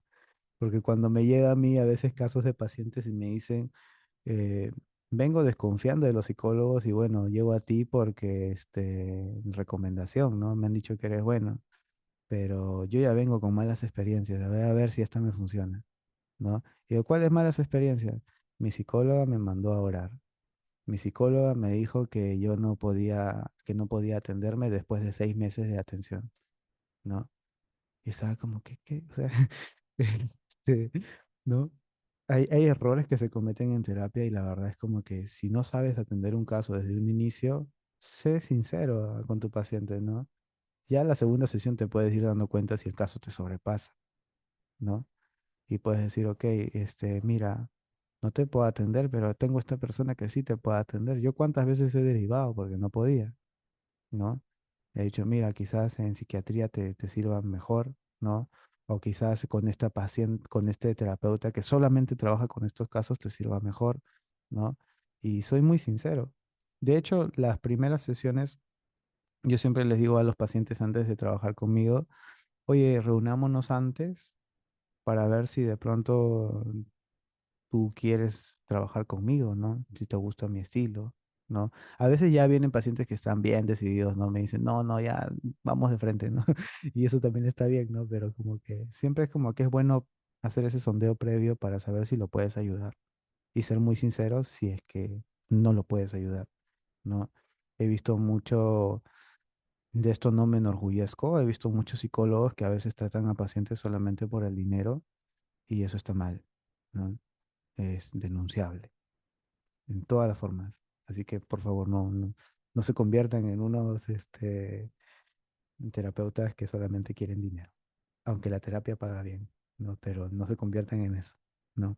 Y de todas formas, siempre les digo a todas las personas, todos los que van a ser terapeutas, este, como una forma de retribuir al mundo, tengan un porcentaje de sus consultas a un precio accesible, ¿no? Y siempre traten de que sus pacientes terminen el tratamiento. Si el tema del dinero es un tema crucial, díganle, oye, terminemos el tratamiento, quizás te ofrezco un descuento, hagamos un plan, tenme la sinceridad, no tengas vergüenza en decírmelo para terminar el tratamiento, porque nuevamente, si tú sales bien de aquí, tú te ves beneficiado y yo me veo beneficiado, ¿no? Tú vas a tener una mejor vida y yo voy a tener un caso de éxito más que me va a ayudar a mí a que tú me recomiendes, ¿no? Pero necesitamos terminar el tratamiento, ¿sí? Bueno, eso. Quería decirle muchas gracias a todos por participar, gracias por su responsabilidad y ya estamos conversando por el WhatsApp. Si no tienen algún comentario más, dime, Idalia, ¿quieres decir algo? Gracias por tu tiempo. Aprendí mucho y ya. Gracias, Idalia. Este, Van a poner rojo. Lo mismo me dijo como. Este, Gracias a todos. Sí, ya nos estamos viendo. Y bueno. Ah, si tienen páginas por Instagram, no, ayudémonos, no compartamos, no sigamos, no recomendémonos, ¿sí? Y si es que alguno de ustedes ya trabaja, está ofreciendo terapias también, sería bueno que me digan si es que ofrecen terapias virtuales y cuáles son sus casos que se sienten más cómodos trabajando, porque si yo veo un caso de esos y de repente yo no trabajo, por ejemplo, yo no trabajo con niños, ¿no? Y si tú también, si tú trabajas con niños, yo te recomiendo, ¿no? Si me dices, mira, Daniel, en estos casos nunca he tenido un caso de fracaso, no habré tenido uno en toda mi vida. Siempre son casos de éxito. Va, yo confío en ti y te recomiendo, te recomiendo. Porque me llegan y yo ya tengo mi cartera de terapeutas que normalmente son amigos míos o amigas mías y los voy recomendando. Pero a veces no pueden llegar a ellos porque están pues de ate a comas, ¿no? Les resulta muy difícil. Entonces como que ya ahí los voy distribuyendo por zonas, ¿no? Entonces, si tienen eso, avísenme y yo por ahí que los voy incluyendo para saber que los voy a recomendar por allí. ¿Ya? Y a los que todavía son estudiantes, ánimos, no se desmotiven. La carrera es dura, pero la felicidad también dura. No, lo que, lo que te trae la carrera es muy bonito, de verdad. ¿Ya? Nos vemos. Cuídense mucho. Hasta pronto. Chao, chao.